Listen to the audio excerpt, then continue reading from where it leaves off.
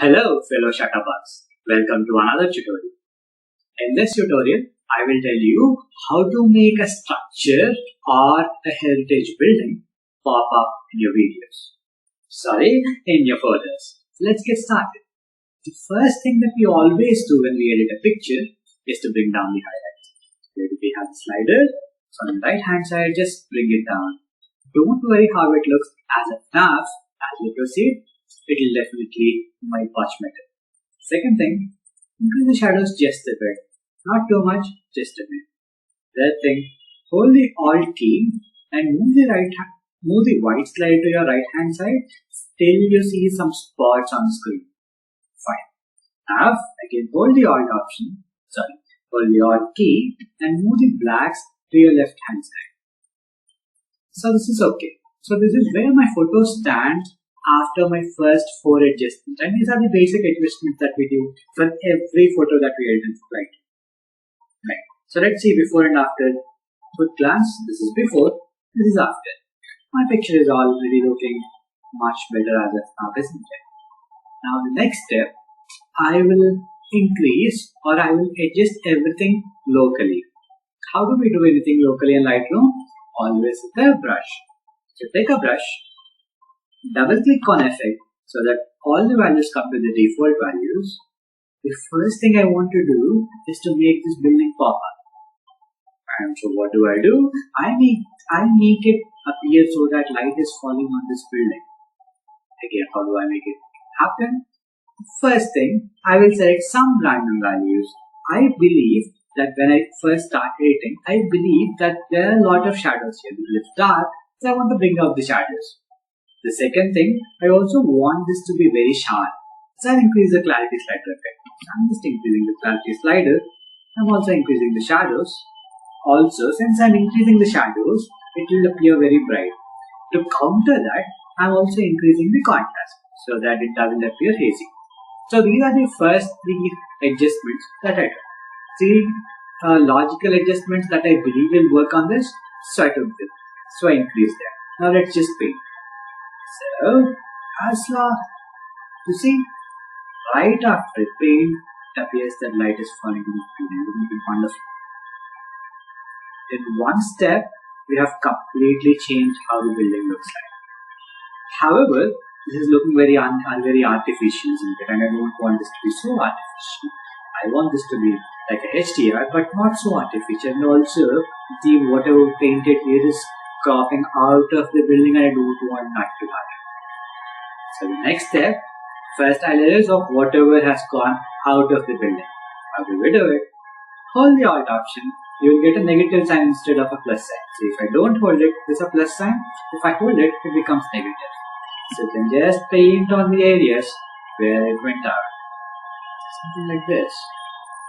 Just paint so that whatever effect is there is taken out. Right. So kind of almost there. Right. So this appears okay, but I don't want this to be so, what do we call this? So HDR type of thing. So I will decrease the shadows just a bit. This is okay. I will also increase the contrast, so that as we increase the contrast, it makes the picture a bit darker. So I'm okay with this. I'll decrease the shadows a bit. I'll also decrease the clarity just a bit. So this appears okay. This appears fine, I guess. So this was before, this was after. Right? So the building is popping up, but the surrounding areas don't seem to go well with this. I don't like the sky to be so bright. So what do? I want to make the sky look a bit darker, because if this is the only bright area and if everything else is dark, so my attention would automatically go here, isn't it? So I will take a graduated filter, draw something here. You know that this middle line is still where the effect is applied. So this is where we apply the effect. Double click on the effect so that everything comes back to the default values and decrease the exposure a bit. Something like this. Yeah, so I'm happy with this exposure. I also want to make this a bit bluish in color, cold in color, because we already have warm tones here. So I'm decreasing the temperature just a bit. You see, it's a beautiful color already there, and it's also light. Same thing, on the other side of the sky. not so brutal. Something like this. And let's rotate a bit. Something like this. Yes. So, okay. So I'm happy with this guy as of now.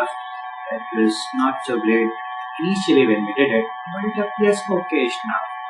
Next thing, I also don't want this to be so bright in the reflection. So take one more brightness filter. Notice this appears very bright because the values have some random stupid values. So double click on the effect, they come back to normal values, and then decrease the exposure a bit, something like this. Also, let's see if this is warm, how would it look like? Let's just see. Yeah, this looks interesting. This looks interesting. So yeah. So I'll leave it at this. So this is okay. This looks okay. So now let's see before and let's see after. There's a whole lot of difference already, and we hardly ate it for like 2 minutes. The first step we did the normal settings or normal adjustments, which is highlight, shadows, white slider, and black slider.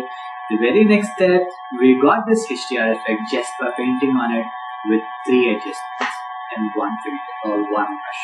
How wonderful is it?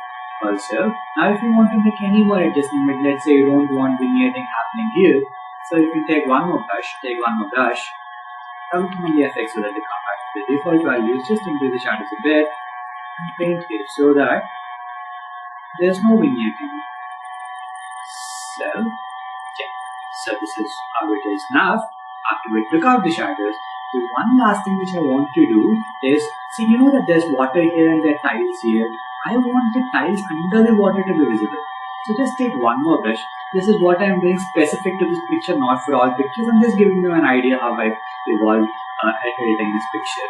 So double click on the effects, increase the clarity, but to just the clarity, paint on the area where the water is here.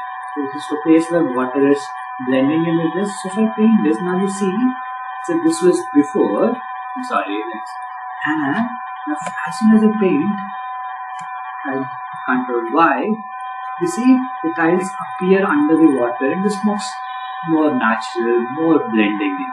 So anyways, so I'm finally happy with the image. Probably this is a bit bright for me.